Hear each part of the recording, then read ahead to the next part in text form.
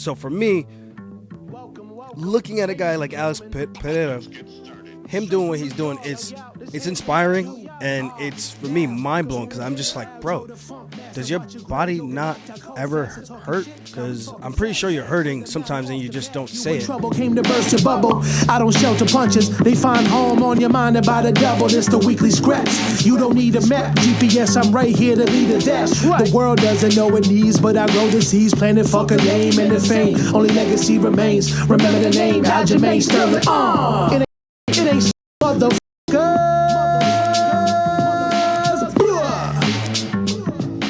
Alright guys, welcome back to the weekly scraps. We got UFC Utah on the horizon. It's coming. Yes, Utah, Salt Lake City. I'm sorry I'm not going to be in attendance for fighting, but I did request tickets.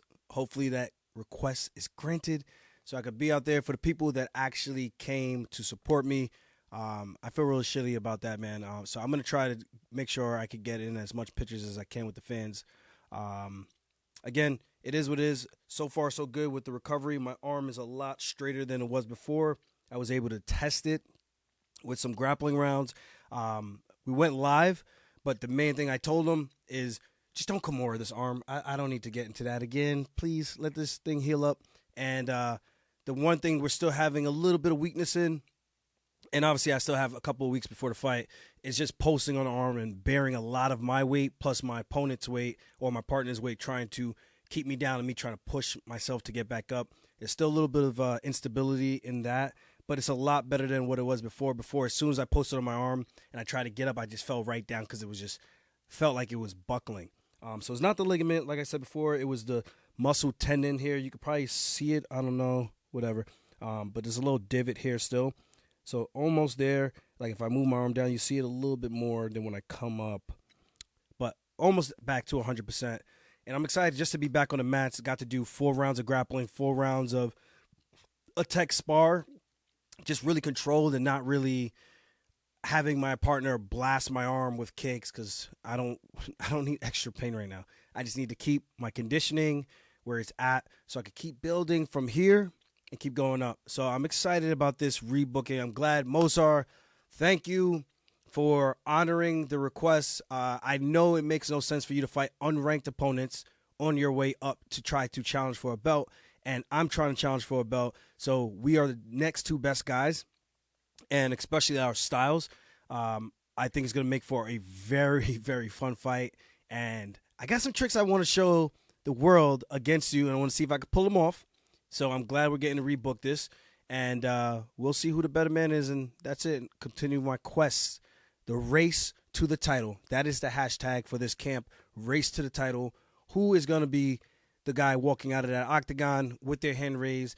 And I believe it's going to be me, and that O has got to go. With that said, we got the Pereira. I hope I'm saying his name right. Alex Pereira. Pereira. Alex Pereira versus Khalil Roundtree, main event. Now, I don't think there's anyone at all right now, or probably in the history of the UFC, at least modern day UFC, that has been more active than this guy, Alex. It is insane to me to see how often he's putting his title on the line when he could just be fighting once or twice a year. That is the typical MO of champions. This way you allow contenders to build up, and you get a clear-cut number 1 contender of who you're going to defend your belt against next. I know people are going to point to Izzy. They're going to point to Volkanovski. Guys, those are anomalies. The same way Alex Pereira is an anomaly, that's what this is. He is a rare unicorn, because title fight training camps are very, very extreme on the body. So you typically get a bit more banged up, which is why I was also offered a main event fight, but I'm like, for me to train and to do 5 rounds of a training camp for a 3-round training camp is night and day. I could be a lot more active throughout 3-round training camps versus 5-round training camps. It's just, it is what it is. You know what I mean? So anyone who's ever been in this position, they will understand. I know not everyone understands that. You get a lot of those fans who go, just be more active. Why aren't you more active? You should be defending your belt more. I'm like, yeah, I would like to, but my body actually hurts from the training camp I just did. And the fight that also just went 5 rounds. Yeah, it might not look like I took a lot of damage, but I did and compounded with the training camp. My body hurts. Just give me a little bit, please, so I can give you the best version of myself. Hence, me doing the training camp I'm doing. I know some people were saying, your partner was stupid. He shouldn't be going that hard, trying to finish it. You should have just tapped. And my explanation is, I need the looks that Mozart is going to give me, right? So I need those type of situations, those grappling situations, a guy who's tenacious and trying to get the takedown with my training partners, and a guys who won't stay on their back when I take them down. So I need those looks. And with that, me being in a Kimura, I tried not to let it get behind my back. If I get behind my back, guys, I'm tapping. That's what a Kimura does. It's a shoulder lock, right? So I'm going to tap. Or I'm going to try to roll and go with it and see if I can escape from that position and bail. But because I was able to get my arm back straight as I was trying to straighten it, it just so happened to freakishly for me, because I've never seen that happen before, where the muscle just tore. It sounded like Velcro straps on new gloves. It's going, oh, I can still hear that sound in my head, and I'm just looking at my arm like, yeah, that did not sound good at all. And even my partner jumped up not jumped up, but he freaked out, let it go, and was like, ah! I was like, yeah, I know. That didn't sound good, bro. But we're already here. Let's just keep going. That hurts. It didn't sound good, but let's see what the damage is afterwards. And then afterwards, we finished the next 2.5 rounds of the sparring, and got the MRI that day, and here we are. But I don't want to give you guys a half a version of myself. That just wouldn't be fair to the fans. It wouldn't be fair to myself, and it wouldn't be fair to Mozart, because then he's going to get a lot of excuses for why the fight went the way. I want to fight the best of him at his best. And I know you don't get through training camp 100% bruise-free, but that's a pretty substantial injury to try to compete against a high-level grappler. So with that said, bringing this back to Pereira, it's a very unique situation that you see a champ that can turn around from the fights that he's been in. And it's not even the fights, the training camp. You guys see the clips that he puts out when he's sparring with these boxers. He gets hit a lot from these type of sparring trainings, the boxing, the size of his partners. Those are compounding damage from each fight camp to each fight camp, and then he's going out there and he's fighting. Yes, some of the fights don't go as long. The Jerry fight, the Hill fight. So we could talk about those too, and the Jerry rematch. I get that as well. So again, not taking away from anything, but the activity part is just, you just never know. It's just very hard to know exactly how your body's gonna feel after those 5-round camps. So for me, looking at a guy like Alex Pereira, him doing what he's doing, it's inspiring, and it's, for me, mind-blowing, because I'm just like, bro, does your body not ever hurt? Because I'm pretty sure you're hurting sometimes and you just don't say it. But kudos to him. Get that money while you can. Your popularity is going like this. Pay-per-view points are probably going up because you're more popular. You're winning by KO. And you got a whole personality about you. Stoneface, Chama, all that stuff is cool. Now, enter Khalil Roundtree. Kind of comes out of nowhere because of the whole popped for whatever it was he popped for. It was short because he came forth with it, whatever.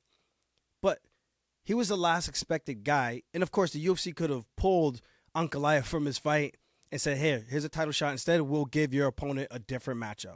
They could have 100% did that. But they went with the fight that they feel is going to be more of a banger for the fans. And I'm okay with it. And if I'm Ankalaev, I'm probably a little bit tight. But, he still has a matchup. If he wins, he's still going to be the next guy in line. But I do understand that positioning when another guy's fighting for the belt and you feel like you should be the one in that position. I felt like that when after I beat Corey Sandhagen, I was the next clear contender. Corey Sandhagen and I think we were ranked 2 and 4 or 2 and 3, the 2 highest ranked guys. Somehow Jose Aldo gets a title shot off of a loss, a split decision loss, and a lot of people thought he won. I kind of felt like he might have won that as well. It was one of those really close fights. To me, it was like a draw. And Petr Yan beats Uriah Faber after he just came back from retirement, and he won one fight. And the guy he beat, I don't even think was even ranked in the top 10. I think it was top 15. He gets a title shot. So to go back to my point, I understand Ankalaev's gripe, or I don't know. I don't want to speak for the guy, but I can only imagine how that feels because you feel like you're being passed up, even though you are the most deserving because you are the highest ranked guy on merit. But we know the game right now, at least the people who have been paying attention, the UFC is going to do what the UFC does. And it's either you're in a position where you're the next guy or you got to do your very damn best to make sure you are the next guy by winning that next fight. And that's the position Ankalaev is in.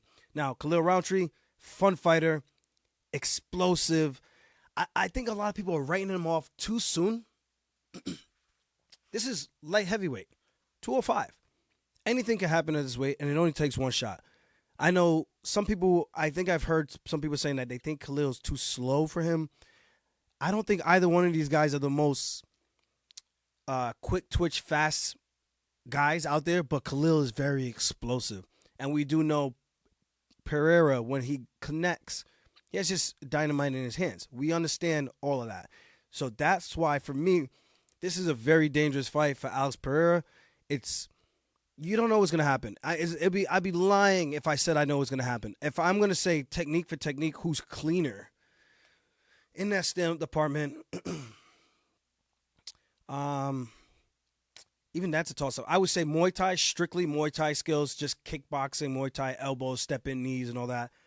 I have to favor Khalil Rountree. I think he's a little bit more on the technical side and more pronounced there, where I think Alex Pereira is just more, I don't want to call him a brawler, but he's more of a kickboxer. Those low calf kicks that he goes to really damages and slows guys down.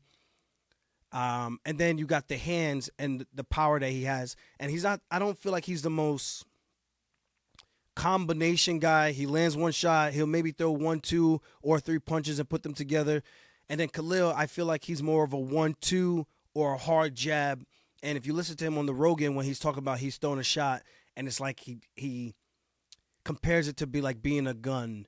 And I think his coach was saying like a caliber or whatever it was, piston, whatever weapon that he was saying. That's what he was telling him to refer to his strikes like. So when he throws with bad intentions. And we've seen some of the highlights, him the side stomping on the knee with the oblique kick, completely destroying my man's knee. I felt bad. I was like, damn, bro, that was just mean. That was just rude and mean. And you have the finish with Anthony Smith, where he could have landed one more crazy shot over the top, and he walks over to him, and he's just looking like Thor. He's like, don't make me do it. Don't make me do it. And then the ref jumps in, and he's like, all right, good, because I didn't want to have to do that to you. And that's very commendable because, of course, he could have just went down there and just sent them to the shadow realms. But tough fight, man. For me, it's really a pick'em fight. I don't know if anyone has the clear edge. Now, if there's one thing I can say,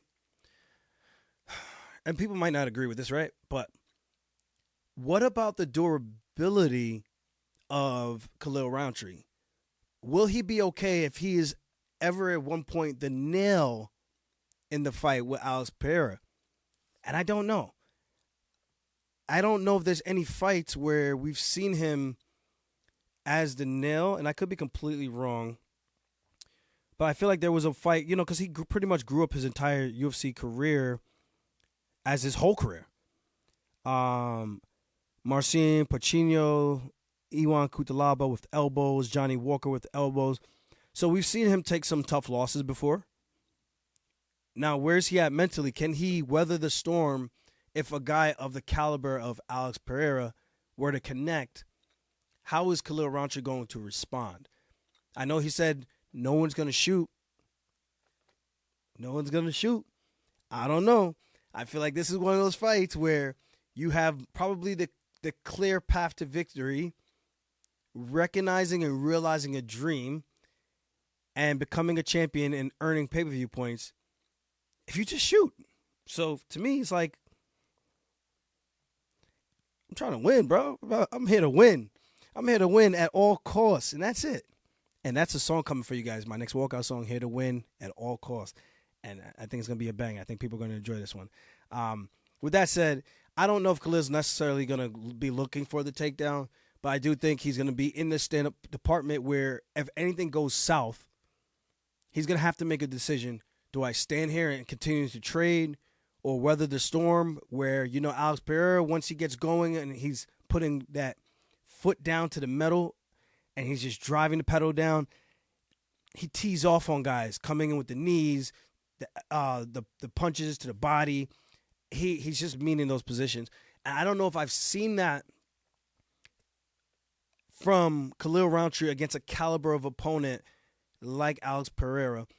But with that said, it only takes one shot. And like I said before, the explosiveness of Khalil Rountree is something that he's going to have to be very wary of for Alex Pereira.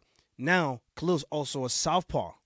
And I think that might give some problems to Alex Pereira just because the calf kick won't be readily available. He's going to have to go to the outside leg if he wants to hit that calf.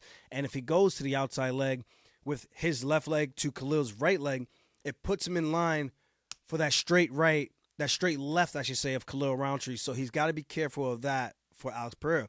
So there's a couple of things where if one of them just lines each other up the correct way, that fight's probably as good as over. But again, we've seen Alex Pereira in these positions where he's able to weather the storm, come back and win, or lose a round, come back and win, or just dominate straight from the beginning. So it's just one of these things where I don't know, it's so tough. But if there's any skepticism on Khalil, my thing is just, and this is respectfully, of course, because I know Khalil, and we're not like the best of friends, but we see each other at the PI here in Vegas a lot at Cement Syndicate, every so often. And with that said, I just hope that if he gets into a position where it might not be going his way, or he gets caught early, he's going to have that champion mindset to be able to reset and get him centered and get back to a position where he can recover from a technical way and not just cover up, but knowing how to slide his feet. He's hurt, knowing how to keep his hands up, let Pereira chase him a little bit, and maybe finding an opening of his own while Pereira is on the hunt for the finish. So I think this is a very exciting fight. There's a lot to. I think the fans are going to win. At the end of the day, that's point blank. Period. I don't know which way this fight's going to go. Again, for me, it's a pick 'em, but that is the one skepticism I have to point out to people. We just don't know, and these are questions we're going to get answered in Salt Lake City, and maybe we won't even find out. Maybe Khalil catches Pereira early, and the fight's over. We've seen stuff like that happen as well, and especially with the big boys, this is just one of those things. Next up, we have Raquel Pennington versus Juliana Pena. This is a friend-turned-foe matchup title fight. I don't think Juliana Pena has fought in a long time. Let's see. Her last one was a loss to Amanda Nunes, and that was in 2022, July 30th, the day before my birthday. July 30th, 2022. While Rocky, probably not as crazily active, but more active, she fought this year in January 2024. 2024. 2024. Yeah, that is correct, actually. 2024 against Bueno Silva. 5 rounds, wins the decision, beats Caitlin Vieira by split decision before that. But she's been a bit more active. 2 fights in 2023. Oh, actually, only 1 fight in 2023. And that was in January also. Then she didn't fight again until January again in the following year. And, okay, so maybe they're both not as active. But Pennington, former champion, did the unthinkable, beat Amanda Nunes, then lost her in a rematch, tried to get the trilogy fight, but she retired.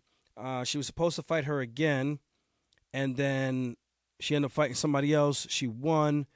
Amanda Nunes ended up fighting, who did she fight? Irene Aldana. Won that and retired. So, I think the ground game of Juliana Pena is probably better than Rocky's, but the stand-up game of Rocky is a little bit more well-rounded, cleaner, more technical punches with the technique, where Pena tends to blitz and rush in with big shots and it kind of leaves her open. Rocky, on the other hand, I think she's a little bit more fundamentally sound, sitting on her punches, in the pocket, can trade him up if she needs to. For me, I think she's a bit cleaner than Pena. Pena's more of that brawler, in-your-face style, that constant pressure, looking to break you down like that. And if you watch the tape, I think the openings for Raquel Pennington, I think this fight favors her unless she can't keep up with the cardio of a girl like Juliana Pena. Now, I don't know if they both went out to Utah early because high altitude, about 4,300 feet in the air compared to sea level. I don't know what the altitude level is in Chicago. I don't know what the altitude level is. Oh, I think Pennington actually trains in Denver, if I'm not mistaken. I could be completely wrong, guys. But I thought her and Tisha Torres were training in Denver. Her girl or wife. Yes, one of those. No disrespect. So with that said, the cardio is going to be a very interesting factor. I think for the whole card, of course. But did everyone do the right thing to get themselves in a position where the cardio won't be a factor? The altitude won't be a factor, I should say. And for me, I just think Nunes was able to do something similar where she could sit down on her punches and slide her feet. If Juliana Pena, in this time off, has not cleaned up her entries into takedowns, I think she's going to have a hard time trying to get the fight to the ground and might be eating a lot of shots on her way in. And every time she pushes and gets her against the cage, she might not have success where Pennington is able to take over, land some shots in the clinch to discourage her. And then, of course, in the open, when there's space on the feet, she's going to be landing the better shots. Pennington needs to have some type of go-to striking combination, one to three setups. 2 or 3 would be preferable so that she can get the fight to the ground. And again, all this time laid off, I'm sure she was training. But when you don't know at a specific date, what time, location, all that stuff, the motivation just isn't quite there unless you're training for the purpose of, I just need to get better overall. And if Pennington was using her time wisely, I think Pennington could get it done. But again, if Pena, with her cardio, with the heavy grappling style that she brings, and just the onslaught of awkward punches, if she can get a couple of setups to get the fight to the ground a couple of times in each round, or even one time around, I think she wins the fight and becomes the champion again. But also, I just think the discrepancy in the striking, respect to Pena, I just think Rocky is clear-cut better in the fundamental. Like if you watch them hit pads, if you watch them when they're moving and sparring or in the fights, Pennington is just a little bit more fluid in her movements and looks a bit more polished. Where if you watch the Pena's fight with Amanda Nunes 1 and 2, she kind of struggled a little bit on the feet. She was able to eventually get her down in the first fight and did a great job in winning. And I believe she also finished her, if I'm not mistaken. Yeah, rear naked choke. She finished her in round 2. So for me, that's more so what I'm thinking. But yes. Now, we got Jose Aldo versus Mario Batista. This is a great fight. This is going to be a banger. Now, Batista's on some crazy win streak right now. Let me look at it. What's he? 14-2. He's beaten, after he lost to Trevin Jones by TKO, he just started to come into his own. He beat Jay Perrin. He beat Brian Kelleher. He beat Benito Lopez. He finished Brian Kelleher. He finished Benito Lopez. He finished Guido Canetti. And then Damon Blackshear, he beat him in a gritty fight. And then he beat Ricky Simone in a fight that I thought Ricky was going to be able to get back into his winning ways. And he keeps proving me wrong. Because you tend to see when someone, what's the word? I'm trying to be very respectful to the athletes, because I'm not one to I'm not trying to bash anybody. But there's a certain look of when someone loses in a certain way, you kind of wonder if they've gotten far away from that. I think the best example I could look at is like a Charles Oliveira kind of thing. Like he wins some, he loses some. I think Batista's kind of in that ballpark. He's well-rounded. He's got a solid ground game. And his striking is not bad. He's gotten a lot better with his striking. And maybe that's what it is. I'm just not sure if his striking will be good enough to keep back a guy like Jose Aldo to trade him up for 3 rounds. In a 5-round fight, I take Batista because if you weather the storm with Jose Aldo, he tends to get tired in the later rounds. That's always been like his MO, even since his fight with Mark Hominick in the UFC when it got to round 5 and he got mounted and he was starting to get beat up in that position after kicking his ass for like 4.5 rounds or 4 rounds, whatever it is. It's just one of those things. And the same thing happened with the Pereira Yan fight. Starts to win and you start to see him noticeably slow down. The last time he fought in Utah, he lost to Merab by decision.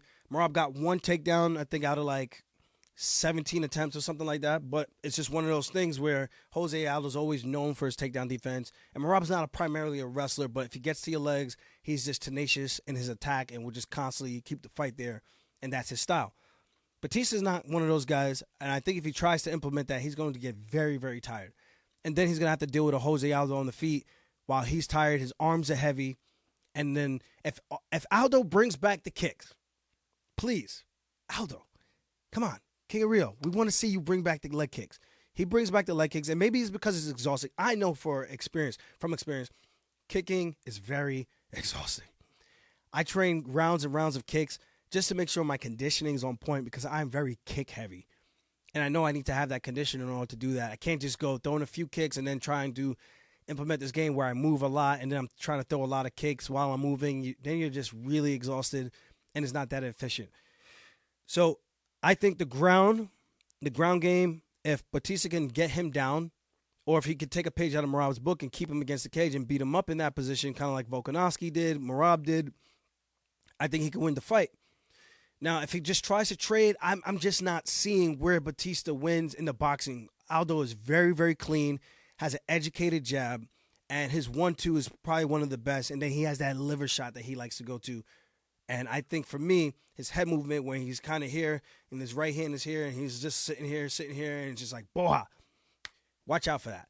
So with this said, I'm leaning towards Jose Aldo. And for me, there's a lot of other fights, great fights. We're not going to go through this whole card. Kayla Harrison taking on Caitlin Vieira. Roman Dolidze taking on Kevin Holland. Joaquin Buckley taking on Steven Wonderboy Thompson. Marina Rodriguez versus Lucinito. Alex Hernandez versus Austin Hubbard. Cesar Almeida versus Eor Pateria. Carla Esparza versus Tisha Pennington. Oh, so that is her wife. I stand corrected. Or correct. Whatever. I believe Carla Esparza is planning to retire after this fight. From what I've heard, like the rumors going around, oh, this is supposed to be her last fight. So who knows? It might be. Over St. Preux versus Ryan Spann. Court McGee versus Tim Means. 2 fights that fell out of this. Sterling versus Mosar. Chris Curtis versus Kevin Holland. I'm using Topology. They have this on here. They call it Canceled and Fizzled Bouts. That's actually kind of cool, I guess. Canceled and Fizzled. Now,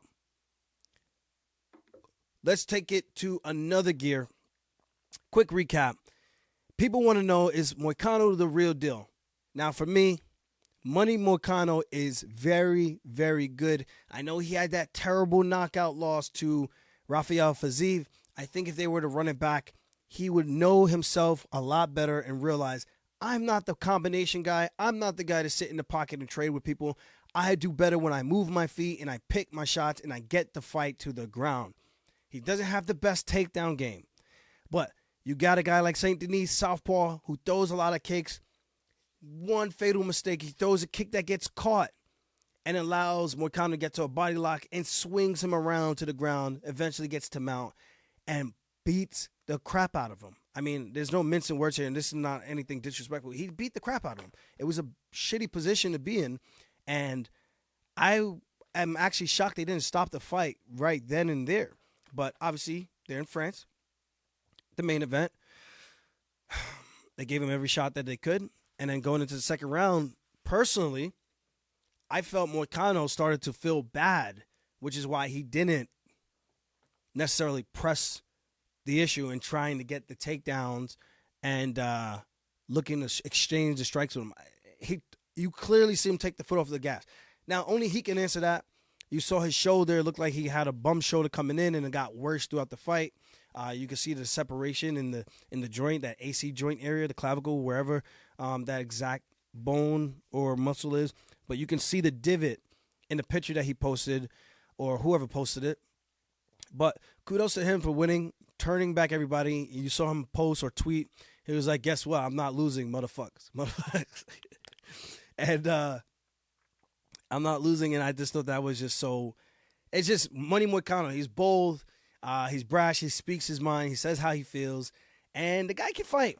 I know it might not be the most exciting style, because I think it was the Drew Dober fight that people were pissed at him for.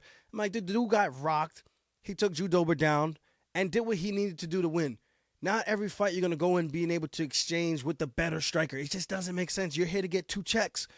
Entertainment is a part of it. But you also are there to get 2 checks, because if you keep trying to do that and entertain every single time and you don't win 3 or 4 fights in a row, you're probably getting cut. And then the next guy's coming and taking your spot. So with that said, you got to do what's best for you. You got to be able to measure the balance of what you're trying to do and what you're trying to bring to the table. So with that said, for me, I do think Moicano is a great fighter. I think the next matchup that makes the most sense, he thinks Paddy Pimblett isn't that great. Make the fight. Paddy Pimblett versus Money Moicano. I think that's a great fight. 2 high-level grapplers. Now, I think Paddy has a lot of trick grappling, where if he does it once, he could catch you with it. A lot of awkward grappling. You see the Jordan Levitt fight where he kind of had him in like a side headlock, hit him with the knee, and then was able to finish the fight from there with the rear naked choke, I believe. Now, Money Moicano, this is what I was trying to explain to people when we were breaking down the fight. I was trying to tell these guys, I think Moicano's ground game is very underrated, and people need to pay attention. He is nasty on the ground. He takes you down, and or you trip, whatever it is, if he ends up on top of you, he's not letting you go easily. And on top of that, he's great at controlling people. He's great at advancing position. And then when he advances position to either a mount or a dominant back control position, he does damage, and he's looking for the finish, and probably one of the better finishers at 155 when it comes to a grappling aspect of the sport. So for me, I think this is a fun matchup. Paddy Pimblett, not the most dangerous striker on the feet, but efficient to get to where he wants to be with those lead leg kicks, the jab. I know his chin stays up in the air, but that's his style. Not everyone's good at fighting with their head down, chin tucked, and looking through their eyebrows. I hate doing that, especially when I'm fighting a taller guy or sparring a taller guy. I need to feel like I can move. And I feel when I tuck my chin like this, I can't see shots coming as great. And even when I'm like tearing my eyes open, they're like, Raise, look through your eyebrows. I'm looking through my eyebrows, but then I feel like I'm vulnerable under here. When I'm here, not like this, but when I'm here and I'm throwing my punches, I feel like I could just see everything a lot easier. And then I could block. My defense is better, but when I'm here, my defense, I feel like I'm almost hindering myself. Maybe it just takes more years of getting comfortable, and I need to just sit and dial that in. But that's just not my style. My style is to touch and move. I'm not sitting to get in the pocket and trade them up with nobody. So I'm always going to be touching and going. And I think for Money Moicano, that's his style. And I think, again, great fight. He went into hostile territory, gets on the mic, spits hot fire, calls out the French government. I hope he got out of there alive. JK. But no, seriously. Money Moicano, he's a fun fighter to watch, in my opinion. You even look at the fight with Jalen Turner. Gets cracked. Jalen, unfortunately, walks away in a, let's call it what it was. Prematurely, sillily walks away and lets the guy get back into the fight, then takes him down and gets the finish. It's just one of those things. His ground game needs to be respected, and I think him and Paddy will be a great fight. Next up, remember, guys, these are topics that I'm getting from Jake. So, Jake, if the people get angry with me, they need to get angry with you too. I hate talking about this guy because it sounds like I'm obsessed, but I'm not. This is just what Jake thinks is going to be great for people to want to hear about. Thoughts on O'Malley pushing for Merab to get the rematch. Now, this is a weird one. This is a very weird one. O'Malley DMs Merab, tells him to push for the rematch, and then goes out on social media, probably, I would say shortly right after, saying, like, I'm getting surgery, fight Umar.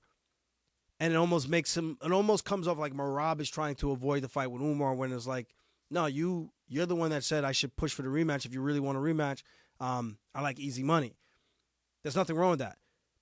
I mean, I think we recognize that O'Malley was able to do that and get a fight with a guy who wasn't the clear next best guy in Chito Vera. He leapfrogged Merab to go to Chito, who was much further back in the rankings when Merab was the clear-cut number one contender after really dominating Pereira, beating Jose Aldo, and then had to go fight Henry Cejudo to once again solidify his next shot at the title. So here we are. This is just kind of a silly thing. I don't even know. Like, I don't even give a shit about this, to be honest. This is a stupid thing. My thoughts, O'Malley pushing, it's just weird. I don't know if he's just doing it for clout, keeping his name in people talking. I don't know. Apparently he's getting surgery on whatever. He said something about his hip or, it's just interesting because people were saying how I came into the fight, whatever, but now, I spoke about it after and I kind of got a lot of heat for it, but, this is the truth. Now, respect to O'Malley, because, again, even if those things happen or these things are real, I respect it and I understand it because I'm a fighter and I get his positioning. No one wants to lose and just be like, all right, I'm just going to hold this L and there's no reason or justification of why I think I might have lost. One, Merab is just that damn good. And two, maybe the hip did play a little bit of a factor in that. Who knows? It's just one of those things. But I think stylistically, I don't know if even a rematch, I don't think that fight changes much. Maybe O'Malley tries to do things a little bit better, but I think eventually he still gets taken down and Merab still does what he did already and just does it again. And maybe this time Merab actually finishes him. So who knows? It's just one of those things. And we can sit here and play the what-if games over and over. What if for me? What if for O'Malley? What if for this guy? It's just one of those things. And unfortunately, the date of the fight, whatever happens, that's just what happens. The same thing with me. My loss is my loss. All I can do is rationalize it, know exactly what went wrong in terms of a technical standpoint, then also recognizing why did that technical mistake happen? Why did what caused me to make that mistake? Was the mental off? Was I not dialed in? Was I not focused? Now for Sean, was his mental off? Was he not dialed in? Was he not focused? People saying that he looked flat. I don't think he looked flat. I think he came out with those same sharp, crisp feints and movements, hip twitches that he always does. It's just a different game, in my opinion, respectfully. When Merab stands in front of you, it's a different tempo and style of pace that he brings, a different rhythm that's hard to catch because he's constantly changing it up. And sometimes, like even for me, people say, like, you do so good at doing certain things. I'm like, honestly, I couldn't tell you. It's more of a feel thing. And I would say it's probably very similar for Merab. He couldn't explain to you what he's actually doing with each step-by-step breakdown, but he feels the motion and the tempo of the fight, and he's able to know when he should do X and when he should do Y and when he should do Z. So, again, I don't know what to make of this for him pushing the rematch. I don't know what he's actually thinking. The better man won. I don't think O'Malley looked flat. I think it was just Merab, and I think O'Malley's strengths have always been on the outside, countering when guys are walking forward. He's just very good when guys chase him, throwing those little slick jabs, throwing those feints, coming with the cross. When guys come in feinting and going to the front kick to the body and touching you up, throwing the long punches to the body, then moving. He's never been one to sit in the pocket and trade punches. You watch some of those exchanges he had with guys in the pocket. The main thing I could point to is Pereira. It's just not the most technical, and you could tell he's not the most comfortable there. But he's very good at these other situations, and if you give it to him, O'Malley shines. So, again, respect to O'Malley. He's got his skills. Merab has his skills.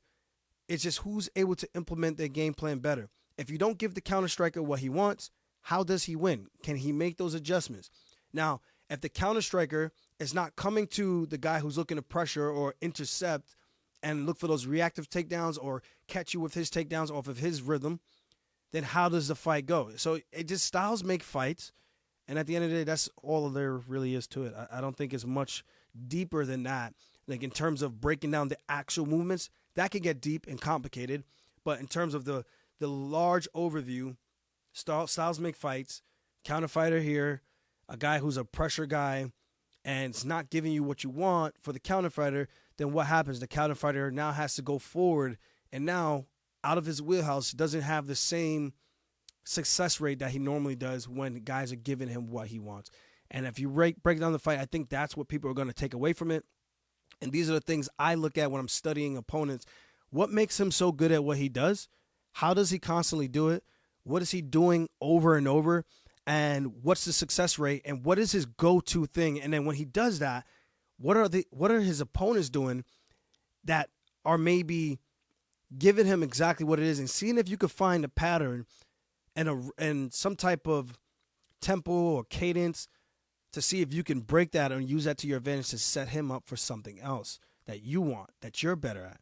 And that's the game. If you could do that, you're going to be above and beyond a lot of the competition. Because I think too much people today, fighters in this sport, they just go out and they just fight. But there's not a lot of, it doesn't seem like a lot of these, I don't want to call them lower level guys, but a lot of the entry level guys who are coming into the UFC, they still have a lot of cleaning up to do. Now, again, they may be in exciting fights, barn burner fights. They're fun to watch. I'm not disputing or going against any of that. What I'm specifically talking about is the IQ from champion, top 5, top 10, and the entry level guys, and what sets those guys apart. And if you could do those certain things and set yourself up for success, knowing why you're doing certain things, not just doing it just to do it. And that is what a great coach can do. If he can pick that out and help his fighter recognize these patterns, recognize what he's good at, keep him fighting to his strengths, you're going to have a lot more success. Now, it gets to a point where someone's just going to be a lot more athletic. They're just going to be better, more skilled, and you're going to have to rely on something else, maybe a whole lot of balls or tits to get through the fight and to hopefully get a chance to win, finding your moment.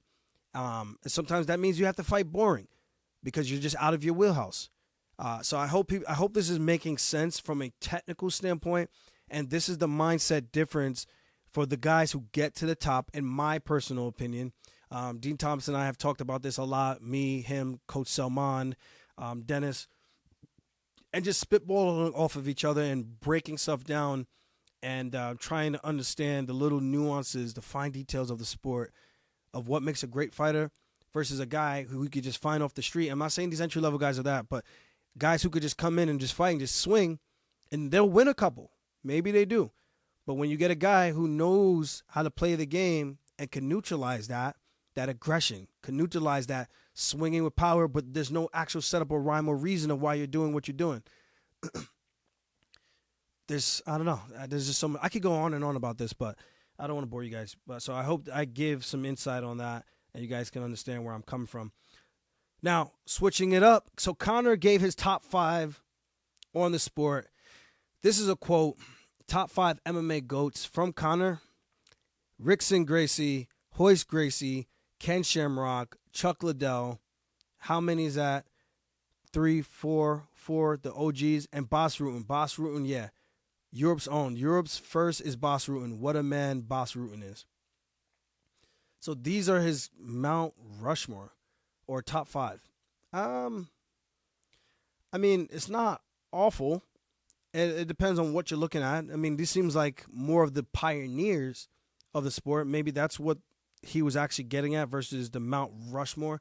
If I had to name a Mount Rushmore, I think it's Mighty Mouse, Demetrius Johnson, John Jones. I think it's hard to go against GSP. People could say he got boring at the end of his career, but to me, he was still a winner, still dominant. I mean, a couple of close ones with, I believe, Carlos Condit and Johnny Hendricks. Then you have, and I'm not sure if Robbie Lawler is in that mix too. I forgot if he fight Robbie Lawler or not. I would have to go back and look just to double check. And then you have Anderson Silva. I think one of the greatest guys in his time from beginning to end. Like the old generation was able to fight in the new generation and have a lot of success. And so who is it? Mighty Mouse, John Jones, GSP, Anderson Silva, and number 5. Now, I'm torn with the number 5 because I think it's a very – it depends on what we're talking about. Are we talking about just overall record? I mean, because I guess you kind of have to put Khabib in there. But I'm torn between like a Jose Aldo, Yeah, I guess it's really just those two, him and Jose Aldo. Mm. Now, here's my thing. Aldo continued to compete long into his later years where he's not in his most athletic prime. I know people might say he's still like right outside of that or maybe he's still in it. But if we're being honest, I think Jose Aldo rolled the dice a lot more than a guy like Khabib. Respectfully. Now, what I'm getting at is how often does one fight and risk losing? Aldo is 32-8. So he's had a handful more fights, and he's been fighting much longer than Khabib. So when you're talking the GOAT or greatest of all time, greatest of all time on the Mount Rushmore, you're looking at Jose Aldo and you're measuring it from in his very beginning of his career to where he is today. I think he only lost his very first fight as a pro. Now we're going to look. This is when... No, he lost. He was 7-0, and then he lost to a guy named Luciano Azevedo. It doesn't say how, but he lost. But from there, goes on a complete tear, wins the belt, dominates. All these championship fights. He had a much more of a skid later on in his career. But again, at his age, 38, when you roll the dice that many times, there's a bigger risk or chance of people figuring you out and you losing. Now, Khabib had a handful of injuries. He had some stuff that happened falling out. I'm just giving you guys the facts. I know there's going to be some people saying, you hate the Dagestani guys. Oh, my God. You guys can be so annoying. So annoying. I'm being fair and impartial. Khabib was very dominant in the fights that he had. But again, the point still remains. The fact still remains. He only fought X amount of times throughout his entire UFC career. Jose Aldo has fought X amount of times in his WEC and UFC career. What are we talking about? If we're going to be fair, we got to compare the facts. One guy fought twice as many times. Do you not think there's more chances that Khabib could possibly lose? Possibly. I'm not saying he does. Possibly lose. Yes.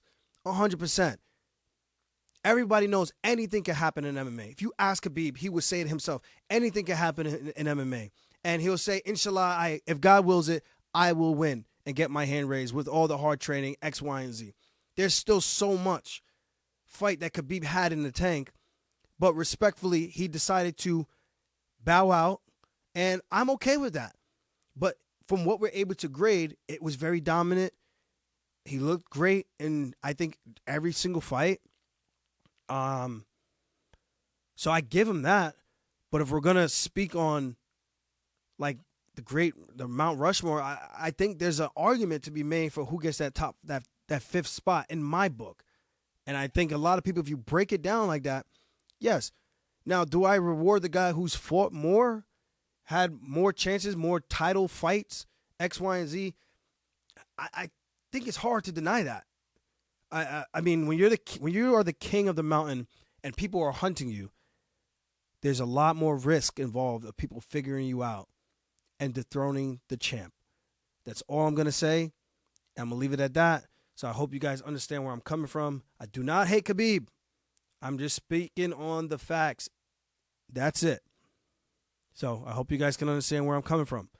And again, if we're just grading on what he has done from an accomplishment standpoint, then yeah, if you're just going to erase everything else and just say, just looking at the record,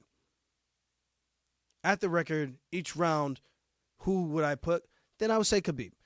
But if we're going to say of all time, I think there's an argument to be made that Jose Aldo deserves that spot, and maybe there's some other, because from Pioneer to the old era to the new era to even today in MMA, that's a lot of years of domination for one guy. I mean, Anderson Silva has lost on a regional before and then came to the UFC and dominated and did all the things that he did, and we consider him one of the greatest of all time, right? GSP lost before. Matt Serra came back and did, so there's arguments to be made. And again, I think from just the longevity, I think that has to count for something. and to be still actively competing. If Khabib was still actively competing, can we say for certain he beats an Islam? Can we say for certain he beats a Gamrot? Can we say for certain he beats an Arman Shoyukian? There's a lot of tough matchups. That's what I'm saying. I'm not, and even Charles Oliveira. Like I know we saw what Islam did to him, but I think there's a difference in their styles. I think Islam's a better striker. I think Khabib's the better guy on the ground. But styles make fights. And it's unfortunate that we'll never get to see this. So it would always be the what ifs. But I think Khabib will always have a good stake in saying, like, he would have beaten that guy. He would have beaten that guy. I think you could say that for a lot of those opponents. But we'll never know because he exited before giving us an opportunity to actually clear out the division. That's all I'm saying. That's it. I think that's a very fair analysis. So don't shoot the messenger, please. Last but not least, Jan versus Figueiredo. Early predictions. Thank goodness this is going to be a good fight. Now we got the boxing of the Piotr Jan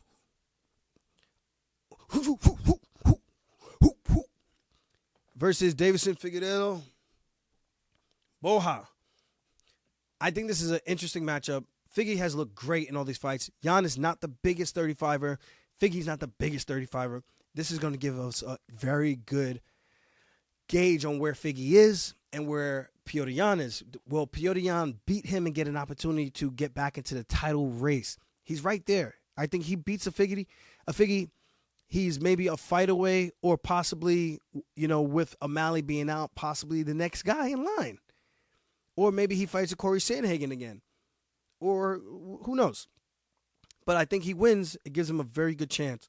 Now, if Figgy wins, I think he's undeniably the next guy in line. Whether Umar gets the next shot or not, but I think he's undeniably the next guy in line to fight for UFC gold at 135.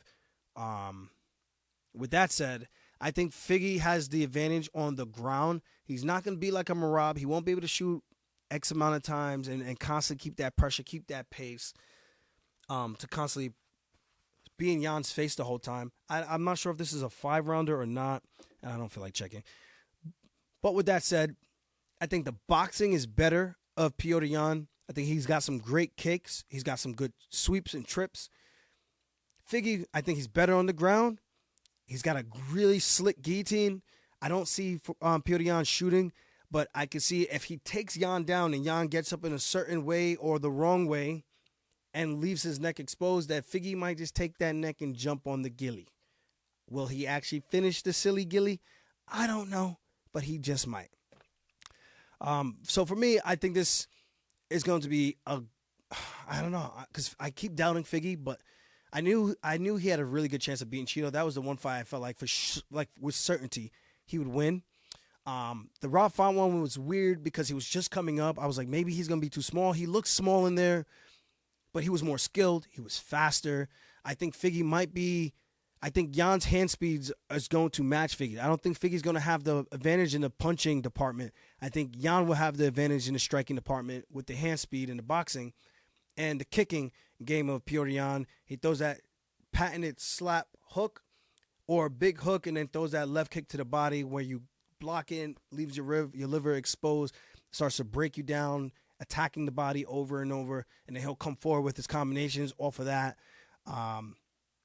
Figgy, he's got a good right hand. He's got good takedowns, good timing, good footwork. He moves well at 135. He's not getting as tired. This is a pick'em fight. My heart says Piotr Jan edges it out, but I can also see how Figgy wins. I mean, how has Jan lost of late?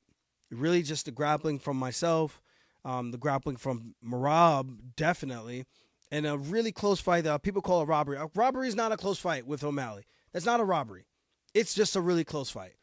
Could it have gone either way? Yes. Did I think O'Malley won? I'm not sure still, even though I still watch that fight and I'm still going back and forth like who actually won. But point remains, it's not a robbery. It's a very close fight. Now, Figgy's shorter, doesn't have the length. So I think I'm just leaning towards Piotr Jan in this one. I think he's got the championship attitude and mindset. And, of course, Figgy has that as well, and this is what makes it great. Two former champions battling it out to be the next guy in line to fight for gold again at 135, or for the first time at 135 in the case of Figueiredo. So it's kind of hard to say. But for me, I'm leaning towards Petr Yan to get it done and stop the surgence of Figgy and his title hopes and pushing him back for now. Now, I could be completely wrong, and Figgy could have something planned. He makes all these great adjustments. He got tired in the fight with Chito Vera, but Chito Vera just tends to be that guy who just constantly gets stronger as the fight goes on. He's not the most skilled guy, but he'll stay in your face the whole time and test you. And if you slow down and you stand in front of him, he lands the big shot. Figgy didn't give him an opportunity to do that, but you can see that he did noticeably slow down. Petr Yan, if he could take him down, I think Figgy can control him a lot easier than a taller, lankier guy like Chito Vera. So that's kind of where my head's at with this one. It's going to be a fun fight. Song Yadong gave him a great, tough fight. I was really surprised because I thought Song could have beaten him in the striking department against Petr Yan, but opted to try to wrestle as if he was taking a page out of the blueprint from Merab and myself. But really, I'm going to say really Merab, because Merab shot constantly. Like, when I was cutting down to 135, I was like, bro, I can shoot a lot in the training room, but I have to reserve my gas tank at 135 because that weight cut is not easy, and I do not have the same amount of gas and endurance that I do when I'm cutting down and I'm training around 55 to 60. I'm like an Energizer bunny, but when I get down to 35, I lose a lot of that. So I can't sustain that pace because otherwise bad things will happen and I have to really conserve. Where Merab is more of a natural 35er and can constantly push that pace no matter what. You're not going to deter him. You're not going to slow the guy down. So for Song Yadong implementing that game plan, it was a weird one for me because I thought he was the more powerful striker and landed some good shots against Yan, where I thought, dude, if he keeps it like this, I think Petr Yan's going to be the one who's going to need to force the wrestling action. So with that said, if Figgy tries to do that against Petr Yan, I can see something very similar happening with this matchup, and I think Petr Yan gets it done. That's just my 2 cents. Let me know what you guys think in the comments. And guys, if you haven't gotten your premium Jamaican rum yet, a Funk Harbor, go to the website right now. Link in the description. Go get you some. And remember, if you buy 2 or more, we pay for the shipping. It's like $9 or $10 for shipping. So definitely let us eat that cost and get a gift for somebody. And get 2 bottles. Thank you guys for tuning in. Don't forget to like, subscribe, drop a comment. Let me know what you agree with. Let me know what you hated. If you think I'm wrong about the top 5, let me know who your top 5 is and drop them in the comments, and I'll jump in there with you guys. Thank you for tuning in. I'll see you guys next time. Peace.